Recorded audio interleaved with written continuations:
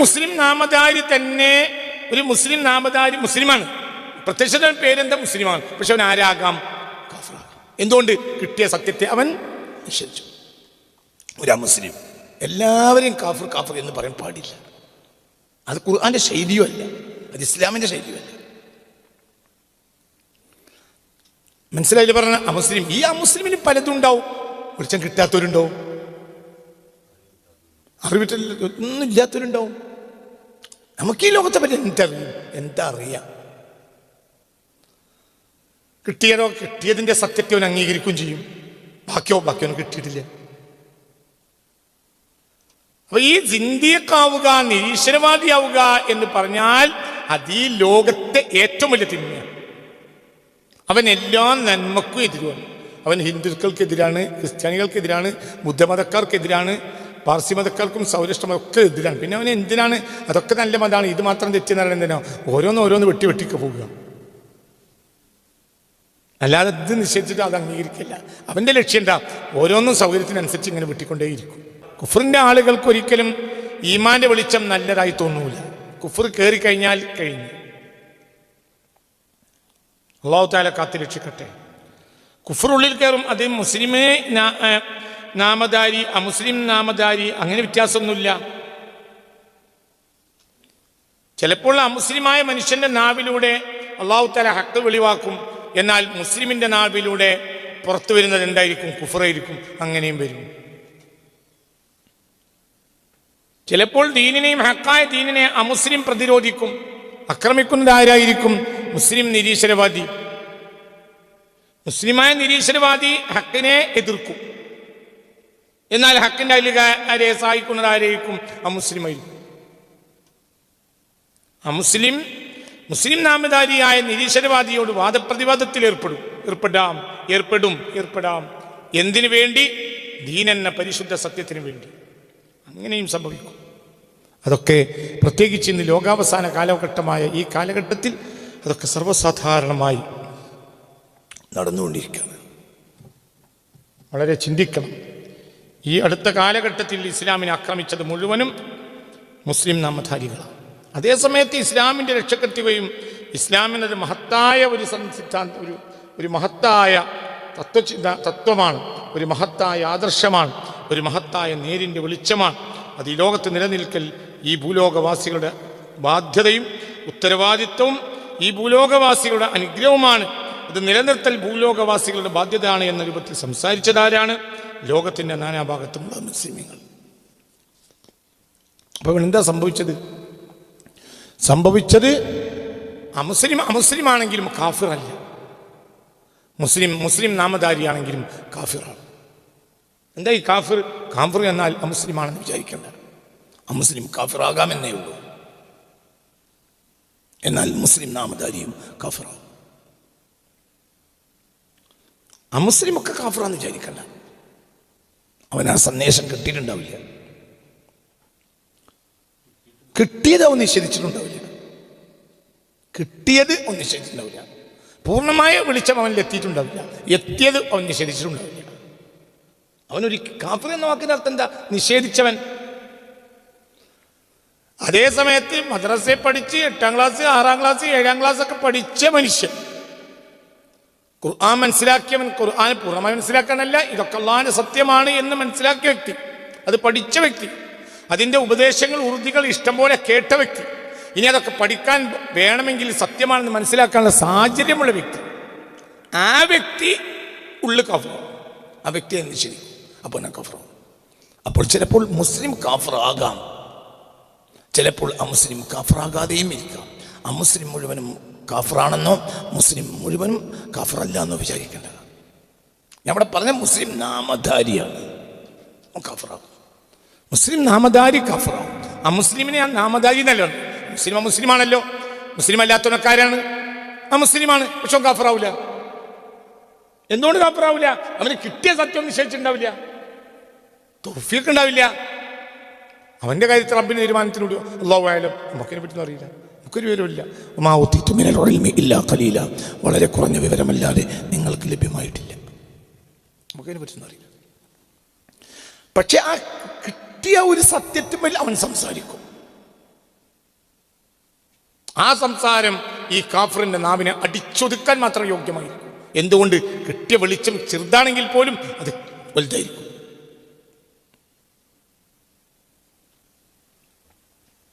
ഒരു മുസ്ലിം നാമധാരിയായ നിരീശ്വരവാദിയെ ഈ കഴിഞ്ഞ ദിവസം പ്രഗത്ഭനായ ഹിന്ദു സമൂഹത്തിൻ്റെ പ്രഗത്ഭ സ്കോളറായ എന്താ പറയുക രാഹുൽ ഈശ്വർ പരാജയപ്പെടുത്തിയത് കൂടി ഇതുമായി ബന്ധപ്പെട്ട് നിങ്ങൾക്ക് ചേർത്ത് വായിക്കാവുന്നതാണ്. ഇസ്ലാം എന്നാലൊരു മഹത്തായ സത്യമായ ഒരു മഹത്തായ ആദർശമാണ്. ഒരിക്കലും അതിനെ പൈശാചികമെന്ന് പറയാൻ പാടില്ല. അതെല്ലാ മതങ്ങളെപ്പോഴത്തെ ഏറ്റവും ഉന്നതമായ മതമാണ് എന്ന് രാഹുൽ ഈശ്വർ വാക്കുകൾ കൊണ്ട് സമർത്ഥിച്ചു. ഈ വ്യക്തി എങ്ങനെ നിങ്ങൾ കാഫർ എന്നറിയാം? വ്യക്തി എങ്ങനെ കാഫറാവ്? ആ വ്യക്തിക്ക് കിട്ടിയ സത്യത്തെ ആ വ്യക്തി അംഗീകരിക്കുന്നുണ്ട്, ആ സത്യത്തിൻ്റെ കൂടെ നിലകൊള്ളുകയും ചെയ്യുന്നു. കിട്ടിയ സത്യം നിഷേധിച്ചിട്ടും ഇല്ല. നിങ്ങൾ പറഞ്ഞ മനസ്സിലായോ? കാഫർ എന്ന വാക്കിൻ്റെ അർത്ഥം എന്താ? നിഷേധി. കിട്ടിയ സത്യം നിഷേധിച്ചില്ലല്ലോ. മനസ്സിലാവണ്ടേ പറഞ്ഞത്? 1-ാം ക്ലാസ് പഠിക്കുന്ന കുട്ടി 2-ാം ക്ലാസ്സിലെ പാഠത്തെ നിഷേധിച്ചു. ആ കുട്ടിക്ക് 1-ാം ക്ലാസ്സിലെ പാഠമേ കിട്ടിയിട്ടുള്ളൂ എന്നേ ഉള്ളൂ. 2-ാം ക്ലാസ്സിലെ പാഠത്തെ നിശ്ചയിച്ചിട്ടില്ലല്ലോ. ഇല്ല, അതിന് 1-ാം ക്ലാസ് കിട്ടില്ല. അതിന് അത്രയേ ഉള്ളൂ, അതിന് അളവിൽ അത്രയേ ഉള്ളൂ.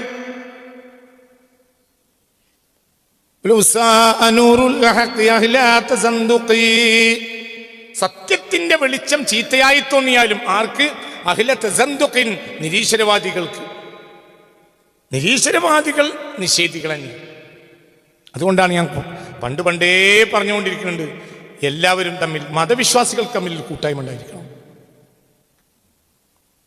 മതവിശ്വാസികളൊക്കെ തമ്മിൽ കൂട്ടായ്മ. മതവിശ്വാസികൾ ലവ് ജിഹാദ്, എന്താ പറയുക, പിന്നെ നാർക്കോട്ടിക് ജിഹാദ് എന്ന് പറഞ്ഞ് തമ്മിൽ തെറ്റി നടക്കല്ല വേണ്ട. യോജിച്ച് നിൽക്കണം, ഇല്ലെങ്കിൽ നഷ്ടം മുഴുവനും മതവിശ്വാസികൾക്കായി. മനസ്സിലായില്ലേ? ചിന്തിക്ക്. മുസ്ലിം എന്ന വ്യക്തി മുഅ്മിനുമാകാം കാഫിറുമാകാം. മുഅ്മിൻ എന്നാൽ സത്യത്തിന് വെളിച്ചം കിട്ടിയവൻ, അംഗീകരിച്ചവൻ, ഉള്ളിൽ കയറിയവൻ.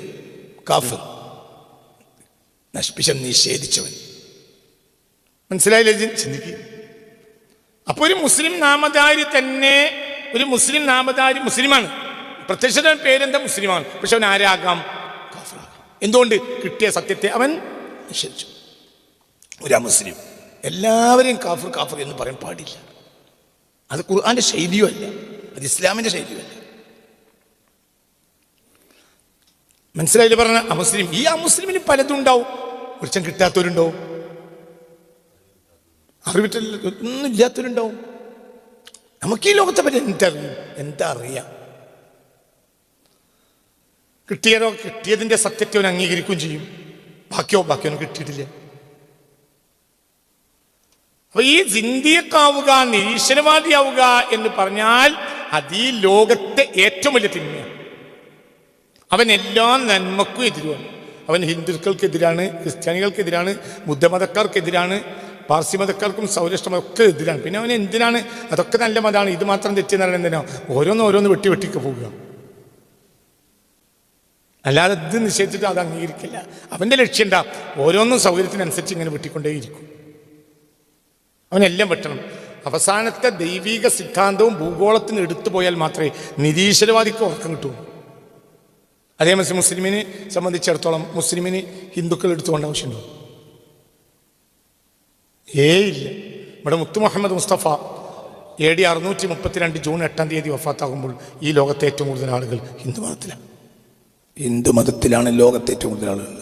അന്ന് അവരോട് യുദ്ധത്തിന് നബി പോയോ? ഇല്ല. ഹിന്ദു മതവിശ്വാസികളോട് യുദ്ധം ചെയ്യാൻ വേണ്ടിയാണോ നബി വന്നത്? അല്ല. നബി സല്ലല്ലാഹു അലൈഹി വസല്ലം തങ്ങൾ വന്നത് ഒരു സത്യം ലോകത്തിന് വിളിച്ചു പറയാൻ വേണ്ടിയിട്ടാണ്. ആ സത്യം എന്ന് പറഞ്ഞാൽ ഏറ്റവും വലിയ സത്യമാണ്. അത് കിട്ടിയവൻ ഭാഗ്യവാനാണ്, കിട്ടാത്തവൻ പരാജയമാണ്. അല്ലാഹു തആല കാത്തിരക്ഷിക്കട്ടെ. വളരെ ചിന്തിക്ക്. അല്ലാഹു സുബ്ഹാനഹു തആലക്ക് കഴിവ് കൊടുത്തൂടെ? കഴിവ് കൊടുത്തൂടെ? എന്തിന് ഈ ലോകത്തുള്ള എല്ലാ മതവിശ്വാസികളെയും മറ്റു മതക്കാരെയും യുദ്ധം ചെയ്ത് പരാജയപ്പെടുത്താനുള്ള കഴിവൊക്കെ അല്ലാഹു തആല ആക്കി കൊടുക്കാലോ. അങ്ങനെ ഉദ്യമിച്ചിട്ട് പോലുമില്ല. എന്നല്ല, ഈ മനുഷ്യൻ പോയിട്ട് ജൂത ക്രൈസ്തവരെ സംരക്ഷിക്കുക ചെയ്തത് മദീനയിൽ, ഖൈബർ, തബൂക്കിൽ, അങ്ങനെയൊക്കെ ചെയ്ത്. മനസ്സിലായില്ലേ? ചിന്തിക്കുക, അത്രയേ ഉള്ളൂ. ഇതൊക്കെ വളരെ ആലോചിച്ച് നമ്മൾ മനസ്സിലാക്കണം. മനസ്സിലാക്കുന്നിടത്ത് ഭീകരമായ ബാധ്യതകളുണ്ട്. അപ്പൊ ഈ ലോകത്തെ ഏറ്റവും വലിയ തിന്മ എന്ന് പറഞ്ഞ നിരീശ്വരവാദം. ഈ ലോകത്തെ ഏറ്റവും വലിയ തിന്മ നിരീശ്വരവാദമാണ്. ശിർക്ക് തെറ്റല്ലേ? 100% തെറ്റാണ്. ഇന്ന ശിർക്ക് ലദുൽമുൻ അളീം. ഏറ്റവും വലിയ തെറ്റാണ് ശിർക്ക്. അതൊക്കെ ശരിയാണ്, ഇന്ന് യാതൊരു സംശയവുമില്ല. ശിർക്ക് ഏറ്റവും വലിയ തെറ്റാണ്. അതേസമയത്ത് ശിർക്കിൻ്റെ തെറ്റ് എത്ര വലുതാണെന്ന് അറിയാത്ത ആളുകളുണ്ട്. അവർക്ക് ആ വെളിച്ചം കിട്ടിയില്ല, അത്രയേ ഉള്ളൂ. അതേ സമയത്ത് നിരീശ്വരവാദി അങ്ങനെയല്ല. നിരീശ്വരവാദി ഒരു നന്മ അംഗീകരിക്കില്ല. ഒരിക്കൽ ചാൻസ് എന്ന് പറഞ്ഞാൽ അള്ളാഹു എന്തെങ്കിലും ഒരു നന്മ കൊണ്ടൊരു പക്ഷി അള്ളാഹു അവൻ്റെ മേൽ നന്മ വിധിച്ചെങ്കിലായി, അല്ലാതെ നന്നാവാൻ ഒരു ചാൻസും ഇല്ല. നിരീശ്വരവാദിയായ ആൾക്ക് സ്വന്തം മകളെ കല്യാണം കഴിക്കുന്നതിന് എന്ത് വിരോധമുള്ളത്? ഒരു ധർമ്മവും, ഒരു ധർമ്മ സംഹിതയും, ഒരു ധർമ്മ പുസ്തകവും അവൻ അംഗീകരിക്കില്ല.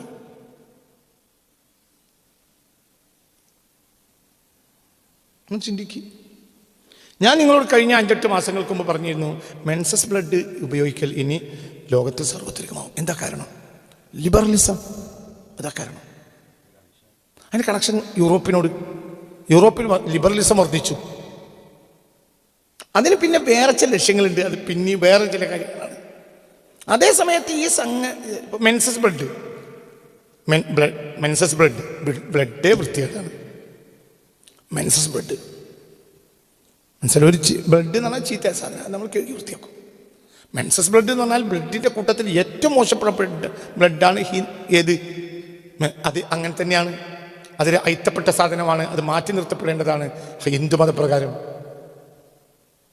ക്രിസ്തു മതപ്രകാരം, ഇസ്ലാം മതപ്രകാരം, ജൂതമതപ്രകാരം. എന്നാൽ അതിൽ യാതൊരു പ്രശ്നമല്ല ഉപയോഗിക്കാൻ. എന്ത്? നിരീശ്വരവാദിക്ക്, ലിബറലിസ്റ്റിന്. അവരുടെ രാജ്യങ്ങളിൽ നിന്നാണ് വന്നത്. ഇനി ഒരു സ്വാധീനം, ലോകത്തിൻ്റെ നാനാഭാഗത്തെ സ്വാധീനം ലിബറലിസ്റ്റുകൾക്കുണ്ടാവും. അതിനനുസരിച്ച് ഈ സാധനം ഉപയോഗിച്ചുകൊണ്ടേയിരിക്കും. ഇനി അത് സാർവത്രികമാവും. ഇനി അത് തിന്മന്നല്ലാതാവും. ഇനി എല്ലാ പീടികകളിലും ഈ സാധനം പാക്കറ്റിൽ കിട്ടും. പാലിൻ്റെ പാക്കറ്റ് കിട്ടും പോലെ മെൻസസ് ബ്ലഡിൻ്റെ പാക്കറ്റ് കിട്ടും. നമ്മുടെ നാടുകളിലൊക്കെ കിട്ടും. അടുത്തേക്ക് എത്താൻ പോവാണ്. ഇപ്പോൾ തന്നെ ആയി തുടങ്ങി. ഇത് ഒരു ഹിന്ദു ധർമ്മം നിലനിൽക്കുന്ന രാജ്യത്ത് ഇത് നടക്കൂല. ഒരു ക്രൈസ്തവ ധർമ്മം നിലനിൽക്കുന്ന രാജ്യത്ത് ഇത് നടക്കൂല. എന്തുകൊണ്ട്? അവർക്കൊരു ധർമ്മ സംഹിതയുണ്ട്.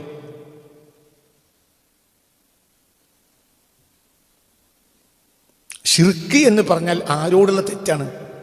അള്ളാഹുവിനോടുള്ള തെറ്റാണ്.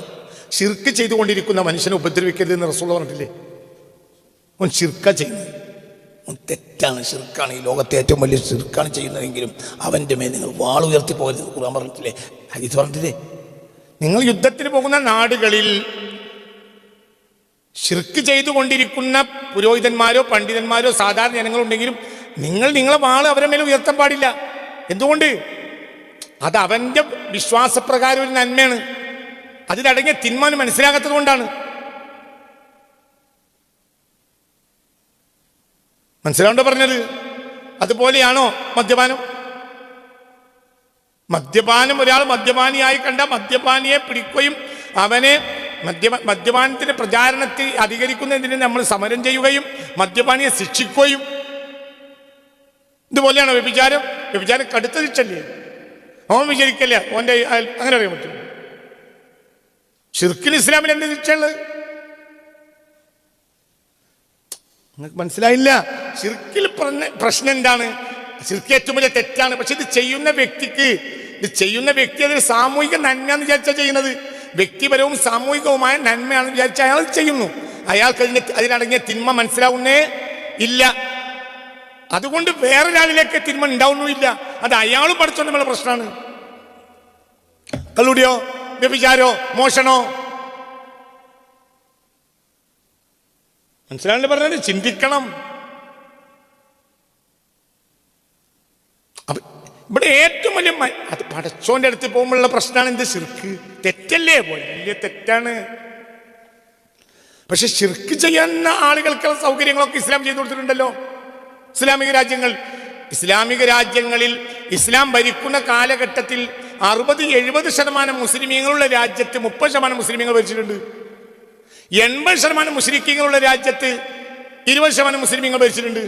80% മുസ്ലിമീങ്ങളുടെ രാജ്യത്ത് 20% മുസ്ലിമീങ്ങളുടെ രാജ്യത്തും ഇസ്ലാം സമാധാനപരമായി ഭരിച്ചിട്ടുണ്ട്. എന്നിട്ട് അവർക്ക് ശിർക്കിന്റെ സ്ഥാപനങ്ങൾ ഉണ്ടാക്കാനുള്ള സൗകര്യങ്ങൾ ചെയ്തു കൊടുത്തിട്ടുണ്ട്.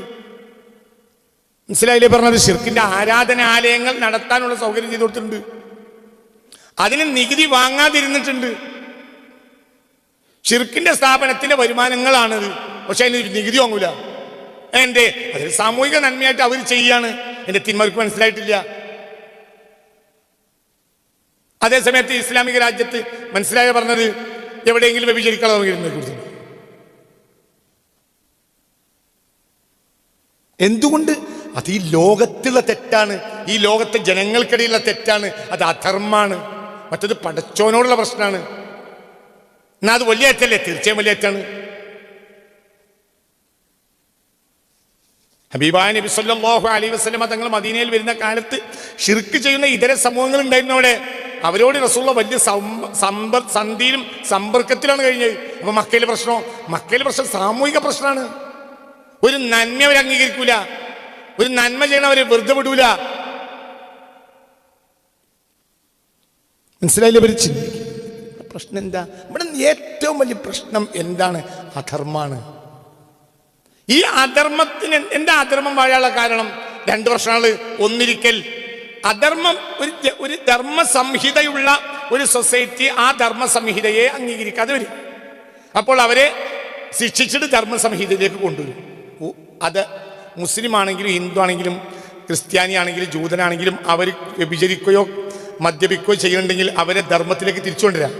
നിരീശ്വരവാദി. കാരണം ഇവരൊക്കെ എന്ത് അംഗീകരിക്കും? ഒരു ധർമ്മസംഹിത അംഗീകരിക്കും. ഇപ്പൊ ഹിന്ദു, മനസ്സിലായില്ലേ? ഒരു ഹിന്ദു വ്യഭിചരിക്കുന്നു, ഒരു മുസ്ലിം വ്യഭിചരിക്കുന്നു, ഒരു ക്രിസ്ത്യാനി വ്യഭിചരിക്കുന്നു, ഒരു ജൂതൻ വ്യഭിചരിക്കുന്നു. അള്ളാഹു ആ തിന്മയെ തൊട്ട് നമ്മെ കാത്തിരക്ഷിക്കട്ടെ. വലിയ തിന്മയാണ്. വ്യഭിചരിക്കുന്നു, ശരി, ഇവരെ പ്രശ്നം എന്താ? അവർക്ക് വ്യഭിചരിക്കരുത് എന്ന് അനുശാസിക്കുന്ന ഒരു ധർമ്മസംഹിത ഉണ്ട്. പക്ഷെ അവരെ വൈകാരികമായ അഭിനിവേശം കാരണം ആ ധർമ്മസംഹിതയെ അത് തെറ്റാണ് എന്ന് അറിഞ്ഞുകൊണ്ട് മറികടക്കണം. ആണോ? അല്ലേ? വ്യഭിചരിക്കൽ തെറ്റാണെന്ന വിശ്വാസത്തോടു കൂടെ തൻ്റെ വൈകാരികമായ അഭിനിവേശത്തെ തനിക്ക് ഒതുക്കി നിൽക്കാനോ നിയന്ത്രിക്കാനോ കഴിയാത്തത് കൊണ്ട് വ്യഭിചരിക്കാണ് ആര്? ഹിന്ദു. അങ്ങനെ തന്നെയാണ് മുസ്ലിം, അങ്ങനെ തന്നെയാണ് ക്രിസ്ത്യാനി, അങ്ങനെ തന്നെയാണ് ജൂതൻ, അങ്ങനെ തന്നെയാണ് ബുദ്ധൻ. നിരീശ്വരവാദി വ്യഭിചരിക്കണം. വ്യഭിചാരം സ്വന്തം ഭാര്യയുടെ അടുത്ത് പോകുന്നതിനേക്കാൾ അപ്പുറത്തൊരു കർമ്മമായി ഓന് തോന്നുന്നില്ല. എന്തുകൊണ്ട്? അവന് ധർമ്മസംഹിത ഇല്ല. അപ്പൊ ഈ ലോകത്തെ ഏറ്റവും വലിയ ശത്രു ആരാ? എന്താണ് നിങ്ങൾ മനസ്സിലാക്കാത്തത്? ഈ ലോകത്തെ ഏറ്റവും വലിയ ലോകത്തിന്റെ ശത്രു നിരീശ്വരവാദിയാണ്. കാരണം അവരെ ധർമ്മസംഹിതയെ അംഗീകരിക്കൂല. പിന്നെ അവർ പറയും ഞങ്ങളൊക്കെ മാന്യം. എന്ത് മാന്യത? നീ കൽപ്പിച്ചുണ്ടാക്കിയ മാന്യതയല്ലേ? അത് നീ അംഗീകരിക്കും, മറ്റേ നിരീശ്വരം അംഗീകരിക്കൂല. നിനക്കെനപ്പം അംഗീകരിച്ചോളന്നില്ല, എപ്പോഴും അംഗീകരിച്ചോളന്നില്ല. അല്ല, അങ്ങനെ തന്നെ. അപ്പോൾ ഇവിടെ ഇപ്പം എന്തേ ആവശ്യമുള്ളൂ? എന്താവശ്യം? ഇന്ന് ലോകത്തുള്ള പ്രശ്നങ്ങൾക്ക് പരിഹരിക്കാൻ എന്താ ആവശ്യം? പറയും. നിങ്ങൾക്ക് പറയില്ലെങ്കിൽ ഞാൻ പറഞ്ഞുതരാം. മുസ്ലിം ഇസ്ലാമിൻ്റെ പ്രമാണങ്ങളിലേക്ക് മടങ്ങുക, ഹിന്ദു പ്രമാണങ്ങളിലേക്ക് മടങ്ങുക, ക്രിസ്ത്യാനി പ്രമാണങ്ങളിലേക്ക് മടങ്ങുക, അല്ലേ? ജൂതന്റെ പ്രമാണങ്ങളിലേക്ക് മടങ്ങുക, ബുദ്ധന്റെ പ്രമാണങ്ങളിലേക്ക് മടങ്ങുക, സ്വരാഷ്ട്രീയൻ അവന്റെ പ്രമാണങ്ങളിലേക്ക് മടങ്ങുക, ജൈനൻ അവന്റെ പ്രമാണങ്ങളിലേക്ക് മടങ്ങുക. നിരീശ്വരവാദിയോട് നമ്മൾ എന്താ പറയാ? എന്തിലേക്ക് മടങ്ങാന്ന് പറയാ? അവനെന്തില്ല? പ്രമാണം തന്നെയല്ലേ? എന്ത് പ്രമാണം? ഒരു ഹിന്ദു ഒരു തെറ്റ് ചെയ്താൽ നമുക്ക് അയാളോട് ചോദിക്കാലോ, നിങ്ങളൊരു ഹിന്ദു അല്ലേ, നിങ്ങൾക്ക് നിയമല്ലേ, നിങ്ങളൊക്കെ എന്തായി ചെയ്യണത്? ഒരു മുസ്ലിം തെറ്റിയാലും അങ്ങനെ പറയാലോ. ഒരു ക്രിസ്ത്യാനി ചെയ്ത് ചെയ്യുമ്പോൾ നിനക്ക് നീ ബൈബിളും ഒരു വേദഗ്രന്ഥം അംഗീകരിക്കുന്ന ആളല്ലേ, ഇതൊക്കെ ഇത് ചെയ്യാൻ പാടുണ്ടോ? ഒരു നിരീശ്വരവാദിയോട് എന്താ പറയാ?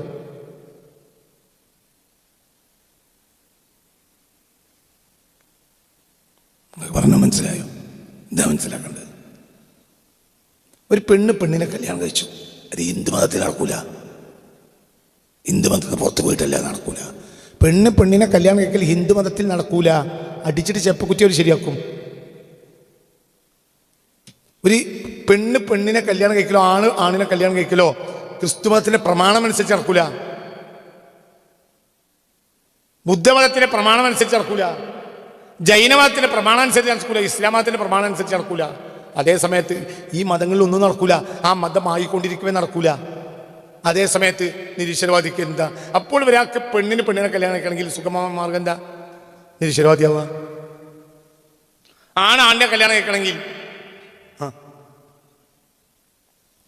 ഈ അടുത്ത ദിവസം എനിക്ക് പരിചയമുള്ള ഒരു കുടുംബത്തിൽ നിന്ന് ഒരാൾ പെണ്ണന്വേഷിച്ചു. അപ്പോൾ ആ കല്യാണവുമായി ബന്ധപ്പെട്ട കാര്യങ്ങൾ സംസാരിക്കാൻ വേണ്ടി അവർ എൻ്റെ അടുത്ത് സംസാരിച്ചു. അപ്പോൾ ഈ പുരുഷൻ രണ്ടാമത് കല്യാണം കഴിക്കാം. അപ്പോൾ പിന്നെ എൻ്റെ ആദ്യത്തെ ഭാര്യയുടെ അവൾ വേറൊരു പെണ്ണിൻ്റെ കൂടെ പോയി. അവൾ വേറെ പെണ്ണ്, ഇതാണ് നമുക്ക് അറിയാത്തത്. അവൾ വേറെ ആണിൻ്റെ കൂടെ പോയി എന്നറിയണമെങ്കിൽ അത് ചരിത്രാതീത കാലം മുതലേ നടക്കുന്നതാണ്.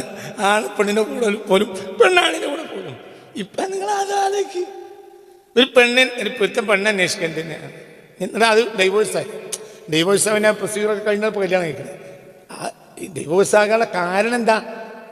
അവള് ഇവനേറ്റ് വിട്ടുപിരിയാനുള്ള കാരണം എന്താ? ഇവള് വേറെ പെണ്ണിൻ്റെ കൂടെ പോയി അവർ ഭാര്യ ഭർത്താക്കന്മാരായി ജീവിക്കാൻ തീരുമാനിച്ചു. എന്തൊരു കഥയായത്! ഇപ്പോൾ ഇവർക്ക് പ്രമാണമില്ലാത്തവരുടെ പ്രമാണം എന്താണ്? നിരീശ്വരവാദം. ദൈവം തന്നെ ഇല്ല. ഹിന്ദുവിനോ ദൈവമുണ്ട്, ഒരു പ്രമാണം ഉണ്ടാവും. ക്രിസ്ത്യാനിക്കോ ദൈവമുണ്ട്, ഒരു പ്രമാണം ഉണ്ടാവും. മുസ്ലിമിനോ ദൈവമുണ്ട്, ഇപ്പോൾ പ്രമാണം ഉണ്ടാവും. ബുദ്ധമതക്കാരനോ ദൈവമുണ്ട്, അപ്പോൾ പ്രമാണം ഉണ്ടാവും. ജൈനമതക്കാരനും പാർസിക്കും സ്വരാഷ്ട്രീയനൊക്കെ ദൈവമുണ്ട്, അതുകൊണ്ട് പറ പ്രമാണം ഉണ്ടാവും. നിരീശ്വരവാദിക്കോ ദൈവമല്ല, അതുകൊണ്ട് പ്രമാണമല്ല. പ്രമാണം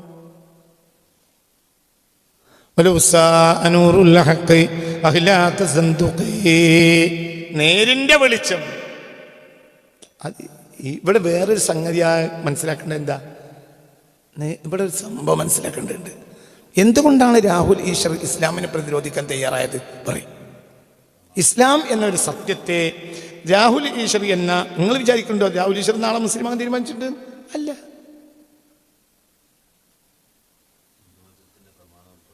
മനസ്സിലായില്ലേ? രാഹുൽ ഈശ്വർ എന്തുകൊണ്ടാണ് ഇസ്ലാം മതത്തിനെതിരെയുള്ള ഈ നിരീശ്വരവാദത്തിന്റെ കൂരമ്പുകളെ മുനെ ഒടിക്കേണ്ട കാരണം എന്തുകൊണ്ടാണ് അയാൾ തയ്യാറായത്? അതിവിടെ നഷ്ടപ്പെട്ടാൽ ആ സ്ഥാനത്ത് വളരുക നിരീശ്വരവാദമാണ്. അത് ഹിന്ദുമതത്തിനെതിരാണ്. ഇതേ നിലക്ക് ഹിന്ദുമതത്തെ പ്രതിരോധിക്കേണ്ട ബാധ്യത നമുക്കുണ്ട്. കാരണം ഇന്ന് പൊതുശത്രുവിന്റെ പ്രശ്നമാണ്. ആരന്നത്തെ പൊതുശത്രു? കഴിഞ്ഞ 10-25 കൊല്ലം മുമ്പില്ലാത്തൊരു പൊതുശത്രു ഇപ്പോൾ വളർന്നു. അതാരാ? നിരീശ്വരവാദം. നമ്മൾ ക്രിസ്ത്യാനികളെ എങ്ങനെ പരാജയപ്പെടുത്തണം എന്നല്ല അന്ന് ശ്രദ്ധിക്കേണ്ടത്. മദീനയിൽ നിറച്ച് ക്രിസ്ത്യാനികൾ ഉണ്ടായിരുന്നു. അവരെ വാദപ്രവർത്തനം വെല്ലുവിളിച്ച മുഹമ്മദ് മുസ്തഫ അല്ല നമ്മളെ നേതാവ്. അങ്ങനത്തെ ചെയ്തിട്ടില്ല. അവരെ പ്രൊട്ടക്ട് ചെയ്യുക ചെയ്തത്.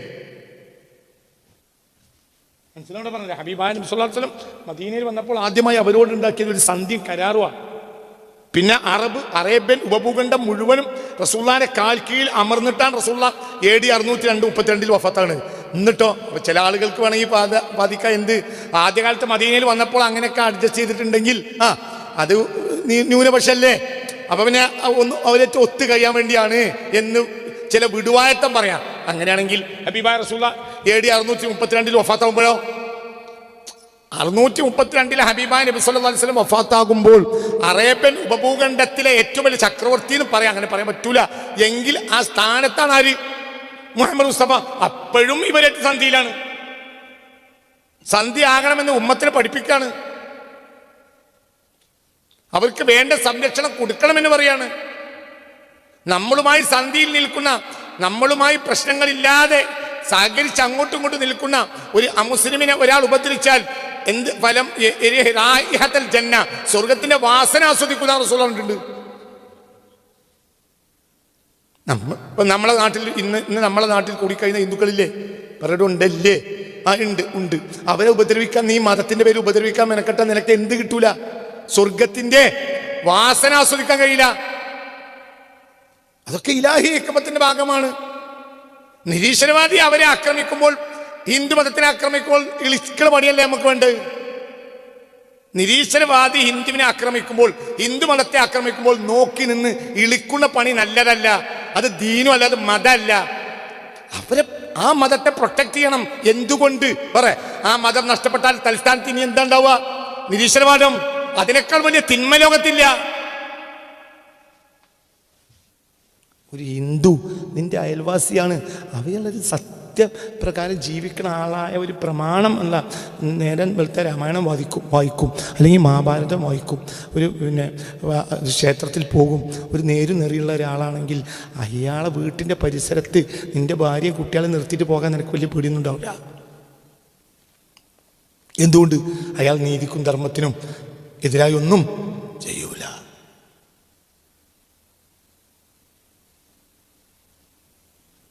മനസ്സിലാണ്ടോ പറഞ്ഞത്? ഒരു പ്രമാണം അയാൾക്കുണ്ട്. ആ പ്രമാണത്തിന് അയാൾക്ക് ബഹുമാനമുണ്ട്. അതേസമയത്ത് നിരീശ്വരവാദിയെ എന്ത് വിശ്വസിച്ചേൽപ്പിക്കുക? അവന് പ്രമാണമില്ലല്ലോ, അവന് ന്യായവിധിയിൽ വിശ്വാസമില്ലല്ലോ. എനിക്ക് മേലൊരു ശക്തിൻ്റെ ആ ശക്തി എന്നെ ശിക്ഷിക്കുമെന്ന പേടി അവനില്ലല്ലോ. ഹിന്ദുവിനെ പേടിയുണ്ട്. ഹിന്ദുവിന് എനിക്ക് മുകളിൽ ദൈവികമായ ശക്തിയുണ്ടെന്നും ഞാൻ കളിച്ചാൽ ദൈവം എന്നെ ശിക്ഷിക്കുമെന്ന വിശ്വാസം ആർക്കുണ്ട്? ഹിന്ദുവിനുണ്ട്, ക്രിസ്ത്യാനിക്കുണ്ട്, ജൂതനുണ്ട്. നിരീശ്വരവാദിക്കുണ്ടല്ലോ. വളരെ സത്യനാണ് ഇയാൾ ഈ പറയുന്നത്. കൊട്ടാരത്തിന്റെ താക്കോൽ ഹിന്ദുക്കളെ ഏൽപ്പിച്ച 100 കണക്കിന് മുസ്ലിം രാജാക്കന്മാർ ലോകത്തുണ്ടായിട്ടുണ്ട്. കൊട്ടാരത്തിലെ പ്രധാനപ്പെട്ട ഖജനാവിന്റെ താക്കോൽ ആരുടെ കയ്യിൽ? ഹിന്ദുവിന്റെ കയ്യിൽ. ഒരു വേദപ്രമാണമുള്ള ആളാണ്. കക്കൂല. മുസ്ലിമാണ് പുറത്ത്. ഓൻ വേദപ്രമാണത്തിൽ ശ്രദ്ധിക്കാത്ത ആളാണ്. ഓൻ്റെ കയ്യിൽ താക്കോലൊക്കെ പേടിയുണ്ടാവും. ആണോ? അല്ലേ? ചിന്തിക്ക്, വളരെ ചിന്തിക്കണം. ഈ പറയുന്നത് ചിന്തിക്കണം. ഇപ്പം മുസ്ലിമിന് ഇന്ന ഭക്ഷണം കഴിക്കാൻ പറ്റൂ, ഇന്ന ഭക്ഷണം കഴിക്കാൻ പറ്റൂല എന്ന് അറിവുള്ളവരാണല്ലോ നമ്മളെ നാട്ടിലെ 99% ഹിന്ദുക്കളും. അവരൊരു സൽക്കാരത്തിന് നമ്മളെ വിളിക്കുകയാണെങ്കിൽ നമ്മളെ ചതിക്കൂലല്ലോ. ചതിക്കൂല. മുസ്ലിമീങ്ങൾ പങ്കെടുക്കുന്ന കല്യാണമായതുകൊണ്ട് ഹലാലായ നിലക്കുള്ള ഭക്ഷണം ഉണ്ടാക്കൂ. സത്യമാണോ? അല്ലേ? അങ്ങനത്തെ എന്തുകൊണ്ട് നമ്മൾ അങ്ങനെയാണ്? നീ തിരിച്ച് അവന് അങ്ങനത്തെ ഒരു നിയമം ഉണ്ടെങ്കിൽ അത് നമ്മൾ സൂക്ഷിക്കും. നിരീശ്വരവാദിന്റെ കല്യാണത്തിന് എനിക്ക് എന്ത് വിശ്വാസമുള്ളത്? എന്താ ചെയ്ത്? നിങ്ങൾ ചിന്തിക്കുക. മുസ്ലിമീങ്ങളും കൂടി വാങ്ങേണ്ട ഒരു സ്ഥാപനമാണ് എങ്കിൽ ആ സ്ഥാപനത്തിൻ്റെ ഭക്ഷണത്തിലൊക്കെ അത്രയും വലിയ ശ്രദ്ധ അവർ കൊടുക്കും. എന്തുകൊണ്ട്? അവരെല്ലാ പ്രമാണങ്ങളെയും ബഹുമാനിക്കും. നമ്മളും എല്ലാ പ്രമാണങ്ങളെയും ബഹുമാനിക്കും. ഇതൊക്കെ ഇവിടെ ഉണ്ടായിട്ടുണ്ടല്ലോ. ഇപ്പം ആയിരക്കണക്കായ കൊല്ലങ്ങൾ ഉണ്ടായിട്ടില്ലേ? ഈ പ്രമാണങ്ങളെല്ലാം ആചാരങ്ങളിലും വിശ്വാസങ്ങളിലും പരസ്പരം എതിരാണ്. ആയിക്കോട്ടെ, അതൊക്കെ പടച്ചോനടുത്തുള്ള കാര്യങ്ങളാണ്. ഇവിടെ ഒരു എന്ത് ചെയ്യില്ല, ഈ പ്രമാണങ്ങൾ എത്തി നിൽക്കുന്ന ഒരു കാര്യമുണ്ട്. മോഷ്ടിക്കാൻ പാടില്ല, വ്യഭിചരിക്കാൻ പാടില്ല, ആരാന്റെ പെണ്ണിനെ നോക്കാൻ പാടില്ല. ഇതൊക്കെ പ്രമാണങ്ങളാണ്, ധാർമ്മിക പ്രമാണങ്ങൾ. ധാർമ്മിക പ്രമാണങ്ങളിൽ മതങ്ങൾക്കൊക്കെ ഒരു ശൈലിയാണ്. മോഷ്ടിക്കൽ അനുവദനീയമായൊരു മതം ലോകത്തേതാ? വ്യഭിചരിക്കൽ അനുവദനീയമായൊരു മതം ലോകത്തേതാ? മദ്യപിക്കൽ അനുവദനീയമായൊരു മതം ലോകത്തേതാ? മദ്യപിക്കൽ അനുവദനീയമായൊരു മതം ലോകത്തില്ല. മതമെന്ന നിലയിലില്ല. മദ്യപിക്കൽ അനുവദനീയമായൊരു മതം ലോകത്ത് ഇല്ല. ശബരിമലയിലേക്ക് പോകുന്ന ആളുകൾ വ്രതാനുഷ്ഠാനം ഉണ്ട് അവർക്ക്. ആ വ്രതാനുഷ്ഠാന കാലഘട്ടത്തിൽ അവർ മദ്യപിക്കൂല. ആണോ? അല്ലേ? എന്തുകൊണ്ട്? എന്തുകൊണ്ട്? അതവർക്ക് മദ്യപാനം അവർക്ക് പാടില്ലാത്തതാണ്. ഒരു ദൈവ സാന്നിധ്യത്തിലേക്ക് പോകുകയാണ്, അപ്പോൾ കള്ളുടിക്കാൻ പാടില്ല. ചിലപ്പോൾ ആഴ്ചകളോളം മദ്യപിക്കൂല. തിരിച്ചു വരുമ്പോൾ വേണമെങ്കിൽ കുപ്പി വാങ്ങി പോന്നേക്കാം. നിയമം അംഗീകരിക്കാത്തവന് അല്ലെങ്കിൽ നിയമം അനുശാസിക്കുന്നത് കൃത്യമായി ശ്രദ്ധിക്കാത്തവൻ ചിലപ്പോൾ തിരിച്ചു വരുമ്പോൾ കുപ്പി വാങ്ങിയിട്ടുണ്ടാകാം. അതേ സമയത്ത് അതിനവർ സൂക്ഷിച്ചേ പോകുള്ളൂ. അപ്പം ആ മതത്തിലും എന്തിലും മദ്യപാന ആ മതം അംഗീകരിക്കൂല. ലോകത്ത് ഏത് ദൈവിക മതമാണ്, ഏത് മതമാണ്, ഏത് ദൈവിക മതം മദ്യപാനം അംഗീകരിക്കണത്, മോഷണം അംഗീകരിക്കണം, വ്യഭിചാരം അംഗീകരിക്കണം? അപ്പോൾ ധാർമ്മിക സംഹിതകൾ ഇവിടെ നിലനിൽക്കണമെങ്കിൽ മതങ്ങൾ നിലനിൽക്കണം, അത് അനുശാസിക്കപ്പെടണം. നിരീശ്വരവാദിൻ്റെ ഇങ്ങനെ പറയാൻ പറ്റൂല, കാരണം അവന് അങ്ങനെ ഒരു പ്രമാണം ഇല്ല. ഈ ലോകത്തെ ഏറ്റവും വലിയ തിന്മയാണ്, അവന് വിശ്വസിക്കാനേ പറ്റൂല. അതാണ് പറഞ്ഞത്. അതെന്നെ പറഞ്ഞ് ലോകത്ത് നിങ്ങൾ നോക്ക്. ഇനി ഈ മതങ്ങൾക്കിടയിലെ കലഹം ഒരിക്കലും മതം ഉണ്ടാക്കിയിട്ടില്ല. ഈ മതങ്ങൾക്കിടയിൽ കലഹം ഉണ്ടാക്കിയത് നിരീശ്വരവാദികളാണ്.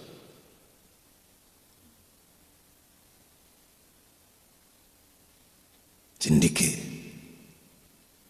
1498 വാസ്കോ ഡി ഗാമ ഇവിടെ വരുന്നത്. അതുവരെ ഇവിടെ ഹിന്ദുക്കളും മുസ്ലിമീങ്ങളും ബുദ്ധന്മാരും പാർസികളും ജൈനന്മാരും തമ്മിൽ എന്തില്ല? ക്രിസ്ത്യാനികളും AD 52 സെയിൻറ്റ് തോമസ് ഇന്ത്യയിൽ വരുന്നത്, AD 52. അപ്പോൾ ഇവിടെ നേരത്തെ തന്നെ എന്തുണ്ട്? റസൂലുള്ളാഹിയുടെ കാലത്ത് മുസ്ലിമീങ്ങൾ വന്നു, ഈസാ നബിയുടെ ഉയർത്തപ്പെട്ട വളരെ നേരം വൈകാതെ ക്രിസ്ത്യാനികൾ വന്നു, ഹിന്ദുക്കൾ ഇവിടെ ഉണ്ട്, ജൂതന്മാരുണ്ട്. അപ്പോൾ ഹിന്ദുക്കളും ജൂതന്മാരും പിന്നെ ബുദ്ധന്മാരും ക്രിസ്ത്യാനികളും എല്ലാവരും ഒന്നിച്ച്, മുസ്ലിമീങ്ങളൊക്കെ ഒന്നിച്ച് സന്തോഷമായി കഴിഞ്ഞുകൊണ്ടിരിക്കുന്ന നാട്ടിലേക്ക് ആര് വന്നു? വാസ്കോ ഡി ഗാമ ആദ്യം തന്നെ പറയുന്നത് ഒന്നിരിക്കലും ഇവിടുത്തെ മുസ്ലിമീങ്ങളെ മുഴുവൻ നാട് കടത്തണം, അല്ലെങ്കിൽ അവരെ കൊന്നിട്ട് കടലിലെറിയണം എന്നാണ് ആദ്യമായി വാസ്കോ ഡി ഗാമ പറയുന്നത്. അതായത് തീരദേശത്തെ പിന്നെ അധികാരം മുഴുവൻ ഞങ്ങൾക്ക് വിട്ടുതരണം. അത് പറ്റൂല. മനസ്സിലായില്ലേ പറഞ്ഞത്? നിങ്ങൾ കൂടുതൽ പൈസ തരാം, അറബികളെ മുസ്ലിങ്ങളെയും അതിനെ ഒഴിവാക്കണം. അപ്പോൾ സാമൂതിരി പറഞ്ഞു, കൂടുതൽ പൈസ എന്നതുകൊണ്ട് എങ്ങനെയാ അത് ചെയ്യുക? അത് ധർമ്മത്തിനെതിരല്ലേ? തിരിഞ്ഞില്ല. 2 ഭാഷൻ്റെ വ്യത്യാസം നോക്കി ഞങ്ങൾ നിങ്ങൾക്ക് കൂടുതൽ പൈസ തരാം, കൂടുതൽ നികുതി തരാം, നിങ്ങൾ വലിയ സമ്പത്ത് കൈക്കലാക്കും, ഞങ്ങളെ തീരദേശം ഏൽപ്പിച്ചാൽ മതി. പക്ഷെ മുസ്ലിം നിങ്ങളെ പൂർണ്ണമായും കച്ചവടത്തിന് ഒഴിവാക്കി ഇറക്കി വിടണം. അപ്പോൾ സാമൂതിരി പറഞ്ഞു ഞങ്ങൾക്ക് കൂടുതൽ പൈസ വേണ്ട. അപ്പോൾ വാസ്കോ ഡി ഗാമ അതെങ്ങനെ പൈസ വേണ്ട, നിങ്ങൾക്ക് എന്ത് അന്തല്ലായ്മ പറയണം? അപ്പോൾ സാമൂതിരി പറഞ്ഞു, എനിക്ക് നിങ്ങൾ പറഞ്ഞാൽ മനസ്സിലാകാത്തത്, ഞങ്ങളുമായി 100 കണക്കിന് കൊല്ലങ്ങളായി സന്തോഷമായി കഴിഞ്ഞുകൊണ്ടിരിക്കുന്ന സമുദായമാണ് മുസ്ലിമീങ്ങൾ. അവരുടെ തൊഴിലുകളിൽ നിന്ന് ഒഴിവാക്കണം എന്ന് പറഞ്ഞാൽ എനിക്കത് നടക്കൂല. അപ്പൊ വാസ്കോ ഡി ഗാമ പൈസ തരാന്ന് പറഞ്ഞില്ലേ, പിന്നെ ഞങ്ങൾക്ക് നടക്കാതിരിക്കണം എങ്ങനെ? അപ്പൊ പൈസ ഉണ്ടാക്കുക, പൈസ എന്നത് മാത്രമാണ് ആരെ ചിന്ത? വാസ്കോ ഡി ഗാമയുടെ ചിന്ത. ധർമ്മം നീതിയുള്ള ആളാണ് ആര്? ഇയാൾ മുസ്ലിമാണോ? ഈ സാമൂതിരി മുസ്ലിമാണോ? അല്ല.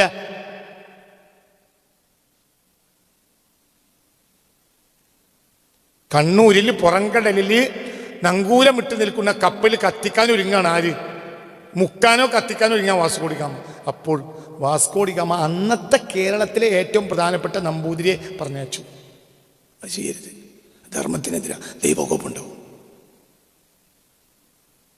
അപ്പോൾ വാസ്കോ ഡി ഗാമക്ക് അതൊരു വിഷയം തന്നെയല്ല. വാസ്കോ ഡി ഗാമക്ക് അതൊരു പ്രശ്നം തന്നെയല്ല. നമ്പൂരിയെ പറഞ്ഞയച്ചു. ആര്? സാമൂതിരി. അന്ന് കേരളത്തിൽ കിട്ടാവുന്ന ഏറ്റവും വലിയ നമ്പൂരിയെ വാസ്കോ ഡി ഗാമയുമായി സംസാരിക്കാൻ പറഞ്ഞയച്ചു. ചെയ്യരുതേ, അത് ദൈവകോപം ഉണ്ടാക്കും. അവർ ഹജ്ജിന് പോവാണ്. ഇതാരാ പറയണത്? അതിനുവേണ്ടി യാചിക്കാണ്. അതിനുവേണ്ടി യാചിക്കണത് ആരാ? ഹജ്ജിന് പോകുന്ന ആളുകളെ ഉപദ്രവിക്കരുത് എന്ന് പറയാൻ വേണ്ടി യാചിക്കുന്നത് ആരാണ്? രാജാവായ സാമൂതിരി. ഇടയിൽ യാചിക്കാൻ പോയതാരാ? ബ്രാഹ്മണൻ, നമ്പൂതിരി. ഇതൊന്നും യൂറോപ്യന് മനസ്സിലാവുന്നില്ല. എന്തുകൊണ്ട് യൂറോപ്യന്റെ മനസ്സിലായില്ലേ? അടിസ്ഥാനപരമായി ധർമ്മം ഇല്ല. ഉള്ളിലെ നിരീശ്വരവാദം. മലയത്തിലേക്ക് പോകുന്ന മല കയറാൻ പോകുന്ന ഒരു ക്രിസ്ത്യാനികൾ ഉപദ്രവിക്കും. ശബരിമലക്ക് പോകുന്ന ഒരാളെ ഉപദ്രവിക്കും. എത്ര ചരിത്രം കേരളത്തിലുണ്ട്. ബന്ധു സമയത്തൊക്കെ വീടുകൾ കയറ്റി ഭക്ഷണം കൊടുത്ത ചരിത്രം. അങ്ങോട്ടും ചെയ്യും. ഹജ്ജിന് പോകാണെന്ന് പറഞ്ഞാൽ ഹിന്ദു കണ്ടാൽ പ്രാർത്ഥിക്കണേന്നറിയും. എൻ്റെ ഇല്ലേ? നിങ്ങൾ പ്രാർത്ഥിക്കണം കേട്ടോ. അപ്പൊ എന്താണ് ഇത്? പരസ്പരം ഇതെല്ലാം ഒരു സത്യമാണെന്ന് അങ്ങോട്ടും അംഗീകരിക്കേണ്ട ഒരു ധർമ്മമാണ്. ഒരു ധർമ്മത്തിന് വേണ്ടിയുള്ള പ്രവർത്തനങ്ങളാണ്. ഇതിൻ്റെ അർത്ഥം സർവമത സത്യവാദം അല്ല ഞാൻ ഈ പറയുന്നത്.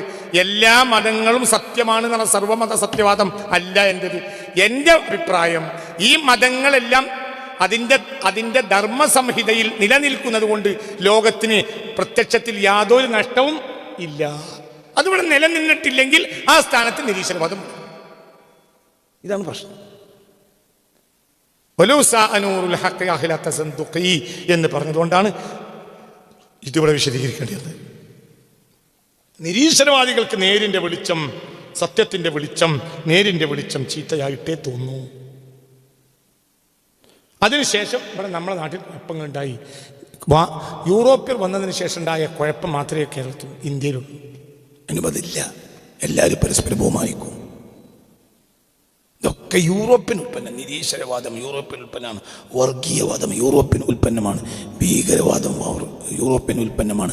വംശീയത യൂറോപ്യൻ ഉൽപ്പന്നമാണ്. വംശീയത അതായത് ഞങ്ങളുടെ വംശമാണ് ഏറ്റവും നല്ല വംശം, അത് യൂറോപ്യൻ ഉൽപ്പന്നമാണ്. ആഫ്രിക്കക്കാരായ കുട്ടികളെ പിടിച്ചുകൊണ്ടുപോവുക, എന്നിട്ട് അത് രസം. യൂറോപ്പ് ഈ അടുത്ത കാലത്ത് വരെ ചെയ്തിട്ടുണ്ട്. ആഫ്രിക്കക്കാരായ കുട്ടികളെ പിടിച്ചുകൊണ്ടുപോവുക, എന്നിട്ട് എന്ത് ചെയ്യുക, എന്നിട്ട് ഇരുമ്പ് കമ്പികൾ കൊണ്ട് ഒരു കൂടുണ്ടാക്കുക, എന്നിട്ട് ഈ കുട്ടിയെ ഈ കൂട്ടിലിടുക, എന്നിട്ട് ആളുകൾ നോക്കുക. സൂ മനസ്സിലായില്ല? ഇപ്പൊ കാഴ്ച ബംഗ്ലാവ്, മൃഗശാലയും കാഴ്ച ബംഗ്ലാവിലൊക്കെ മൃഗത്തിനെ കണ്ടാണ് ജനങ്ങൾ രസിക്കും പോലെ ആരെ കണ്ട് രസിക്ക? ഈ ആഫ്രിക്കൻ കുട്ടികളെ. എത്ര ചരിത്രങ്ങളാണ് അതിനൊക്കെ ഉള്ളത്. ഈ അടുത്ത കാലത്ത് അവരെന്നെയാണ് കേംബ്രിഡ്ജ് യൂണിവേഴ്സിറ്റി നടത്തിയത്, അവരെന്നെയാണ് ഓക്സ്ഫോർഡ് നടത്തിയത്, അവരെന്നെയാണ് ആഫ്രിക്കയിലെ കുട്ടികളെ കാഴ്ച ബംഗ്ലാവിൽ പ്രവേശിപ്പിച്ചത്. ശാസ്ത്ര വിദ്യാഭ്യാസം വളർന്നുകൊണ്ട് മനുഷ്യർക്ക് എങ്ങനെ ഉണ്ടാവുക? എന്നാൽ ലോകത്ത് ഏതെങ്കിലും ഒരു കാലത്ത് ഹിന്ദു അങ്ങനെ ചെയ്തോ? ലോകത്ത് ഏതെങ്കിലും ഒരു കാലത്ത് ഒരു ക്രിസ്ത്യാനി അങ്ങനെ ചെയ്തോ? ലോകത്ത് ഏതെങ്കിലും കാലത്ത് ഒരു മുസ്ലിം അങ്ങനെ ചെയ്തോ? നിങ്ങൾക്ക് പറഞ്ഞത് മനസ്സിലായോ? എന്തുകൊണ്ട്? എന്താ ഇത് കാരണം? ഇപ്പൊ കുരങ്ങനെ കൂട്ടിലിട്ട് നമ്മൾ പ്രദർശിപ്പിക്കും. എന്തുകൊണ്ട്? നമ്മൾ മനുഷ്യരാണ്, അവർ മൃഗാണ്. നമ്മൾ മനുഷ്യരാണ്, അത് മൃഗാണ്. ഒരു മനുഷ്യനെ നമ്മൾ കൂട്ടിലിട്ട് പ്രദർശിപ്പിച്ചാൽ അതിന്റെ അർത്ഥം എന്താ? നമ്മൾ ഉന്നതനും അവൻ അധമനുമാണ്. വംശീയത, അതാണ് പ്രശ്നം. അതാണ് പ്രശ്നം.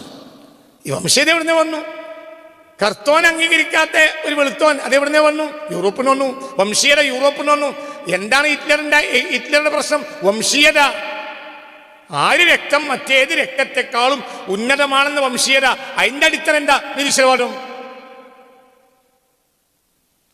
അവർ ക്രിസ്ത്യാനികളല്ല, അവരെ ക്രിസ്ത്യാനി എന്ന് പറയാനും പാടില്ല. ക്രിസ്ത്യാനി അങ്ങനെ ചെയ്യൂലല്ലോ. ഹിറ്റ്ലർ എങ്ങനെ ക്രിസ്ത്യാനി എന്ന് പറയാം? ഹിറ്റ്ലർ ഉള്ളിൻ്റെ ഉള്ളിൽ നിരീശ്വരവാദിയാണ്. ക്രിസ്ത്യാനി എങ്ങനെ ചെയ്യാൻ പറ്റുള്ളൂ? മനസ്സിലായില്ലേ പറഞ്ഞത്? ചിന്തിക്കുക. ഒരു മനുഷ്യന് നിരീശ്വരവാദിയായാൽ എന്തു ആവാം. എന്നാൽ മനുഷ്യൻ ഒരു മതത്തിന്റെ പക്ഷത്തിൽ നിൽക്കുമ്പോൾ എന്തു ആകാൻ പറ്റൂല. ചിന്തിക്ക്. ഹിറ്റ്ലറിൽ നമ്മൾ കാണുന്നത് നിരീശ്വരവാദം തന്നെയാണ്. ബെനിറ്റോ മുസോളിനിയിൽ നമ്മൾ കാണുന്നത് ഒരു മതപക്ഷത്തിലേക്ക് അവരെ പേര് പറഞ്ഞിട്ട് കാര്യമല്ല. അവരെ നമ്മൾ കാണുമ്പോൾ ഉള്ളിൻ്റെ ഉള്ളിൽ നിരീശ്വരവാദം തന്നെയാണ് കാണുന്നത്. എന്തുകൊണ്ട്? ഈ റേസിസം, ഈ വംശീയവാദം എന്നൊക്കെ പറഞ്ഞാൽ ഒരിക്കലും ഒരു മതം അംഗീകരിക്കൂല. അപ്പൊ നോക്കൂ നിങ്ങൾ, ഈ ലോകത്തെ ഏറ്റവും വലിയ തിന്മ എന്ന് പറഞ്ഞാൽ അതാണ് നിരീശ്വരവാദം. അവസാനിപ്പിക്കുക. അതിനൊരറിയാം നാസ്തിക്യം താൻ ദോഷം ലോകത്തിന്നഹോ തമസ്സ മതിലടിപ്പെട്ടാലകാല മൃത്യുഫലം. ഏതൊരു നന്മക്കും എതിരാണ് അതിനൊരറിയാം നാസ്തിക്യം. ഏതൊരു നന്മക്കും നിരീശ്വരവാദം എതിരാണ്, ശത്രുവാണ്. താൻ ദോഷം, അത് സ്വയം തന്നെ ദോഷമാണ്. ലോകത്തിന്നഹോ തമസ്സ മതിലടിപ്പെട്ടാലകാല മൃത്യുഫലം. ഉള്ളൂരിൻ്റെതാണ്. ഈ ലോകത്തെ ഏറ്റവും വലിയ തിന്മ നിരീശ്വരവാദം.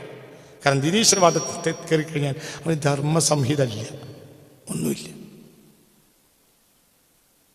അവന് സ്വന്തം മകളെ കല്യാണം കഴിക്കുക, സ്വന്തം പെങ്ങളെ കല്യാണം കഴിക്കുക, സ്വന്തം പെങ്ങളെ കല്യാണം കഴിക്കുക നിരീശ്വരവാദിക്ക്. എന്ത് ധർമ്മസംഹിത അല്ല? എന്ത് ഒന്നും.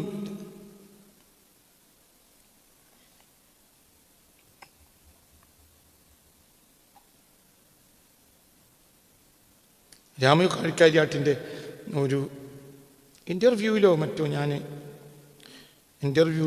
മറ്റോ ഞാൻ എൻ്റെ കുട്ടിക്കാലത്ത് വായിച്ചതാണ്. പ്രഗത്ഭനായ മലയാളത്തിലെ സംവിധാനകരൻ രാമു കരിയാട്ട് മരിച്ചുപോയി.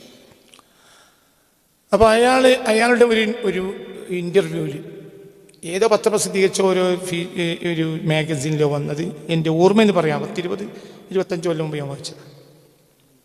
അയാൾ ഫിൻലൻഡ് സന്ദർശിക്കാൻ പോയ കാലത്ത് ഫിൻലൻഡിൽ രാവിലെ അയാളൊരു പേയിങ് ഗസ്റ്റായിട്ട് ഒരു വീട്ടിൽ താമസിക്കുന്നു. ഒരു സായിപ്പിൻ്റെയും മദാമൻ്റെയും കൂടെ, ചെറുപ്പക്കാരനായ സായിപ്പും മദാമയും കൂടെ അതിരാവിലെ. ഫിൻലൻഡൊക്കെ നല്ല ധ്രുവപ്രദേശത്തിന് അടുത്ത പ്രദേശങ്ങൾ, അപ്പം നല്ല എന്തുണ്ട് പിന്നെ തണുപ്പുണ്ടാവും. അപ്പോൾ രാവിലെ വ്യായാമം എന്ന നിലയിൽ നീന്താൻ വേണ്ടി പോയി. നീന്തൽ കുളത്തിലേക്ക് പൈസ കൊടുത്താൽ നീന്താൻ പറ്റും, അങ്ങനത്തെ കുളം നീന്താൻ പോയി. അതിനടുത്ത് സോനാഗ്രഹം എന്ന് പറഞ്ഞതിൻ്റെ ഇവർക്ക് ഈ ഫിൻലൻഡുകാർക്കും യൂറോപ്യന്മാർക്ക് തണുപ്പ് രാജ്യങ്ങളിലൊക്കെ സോനാഗ്രഹങ്ങളുണ്ട്. സോനാഗ്രഹം എന്ന് പറഞ്ഞാൽ ചൂടുണ്ടാക്കുന്ന ഒരു സ്റ്റീം ബാത്ത്, അതായത് ചൂടുണ്ടാക്കും. അതായത് ഇപ്പുറത്ത് പിന്നെ മറ്റ് പല സാധനങ്ങൾ വെച്ച് കത്തിച്ചിട്ട് മനസ്സിലായില്ലേ, അങ്ങനെയൊക്കെ ഉണ്ടാവും. അവ ഇവർ കുളിക്കാൻ വേണ്ടി പോയി. അപ്പോൾ കുളിച്ച് കഴിഞ്ഞപ്പോൾ പിന്നെ മദാമക്ക് വിറച്ച്, അതായത് നീന്തൽ കുളത്തിൽ സായിപ്പും അവർ വീട്ടിൽ പേയിങ് ഗസ്റ്റായിട്ട് താമസിക്കുകയാണ് രാമു. അപ്പോൾ രാമുവിൻ്റെ ആ വീട്ടിൽ എൻ്റെ വീട്ടുകാരനായ ഈ സായിപ്പിനും മദാമയും രാമും കൂടി ഒരു നീന്തൽ കുളത്തിൽ നീന്താണ്. നീന്തുന്നതിനിടയിൽ എന്തുണ്ടായോ, മദാമ പെട്ടെന്ന് കയറി, മദാമക്ക് തണുത്ത് വിറച്ചപ്പോൾ അതിൻ്റെ അപ്പുറത്തൊരു മുറിയുണ്ട്. ആ അപ്പുറത്തെ മുറിയിൽ കയറിയിട്ട് പുതപ്പിട്ട് കിടന്ന് തണുപ്പ് മാറ്റാണ്. ആര്? മദാമ പെട്ടെന്ന് തുടച്ച് കയറിയിട്ട് പുതപ്പിട്ട് കിടന്ന അതിനുള്ള സൗകര്യങ്ങളൊക്കെ ഉണ്ട്.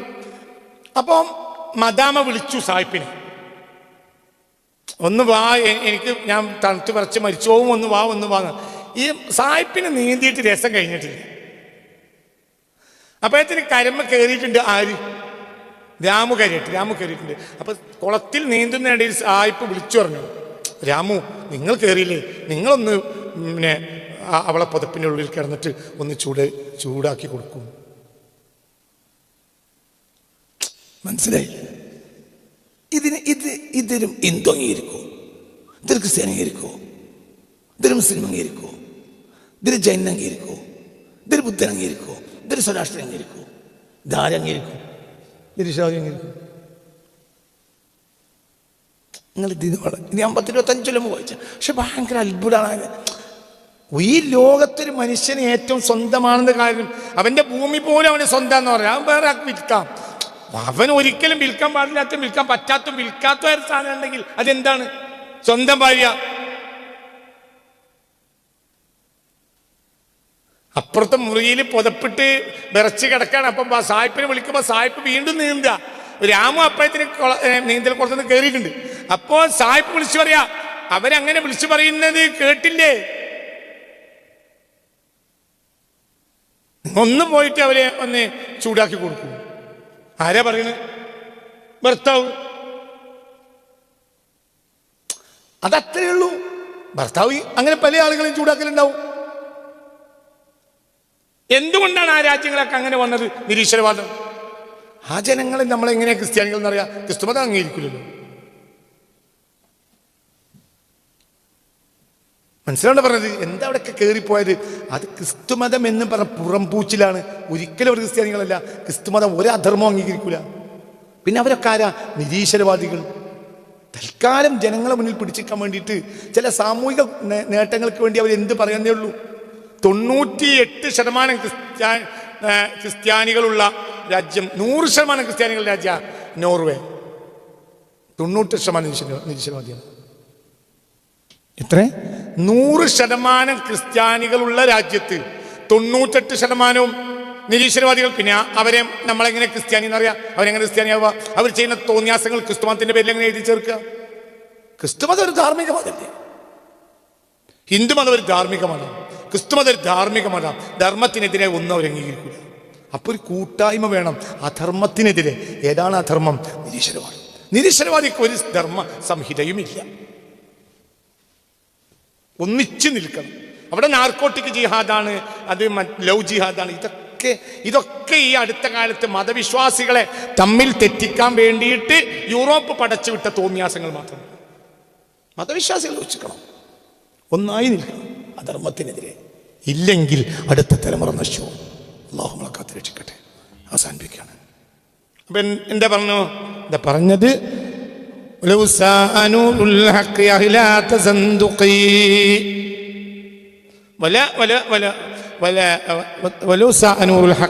സത്യത്തിന്റെ പ്രകാശം ചീത്തയായി തോന്നിയാലും നിരീശ്വരവാദികൾക്ക് എന്ന്.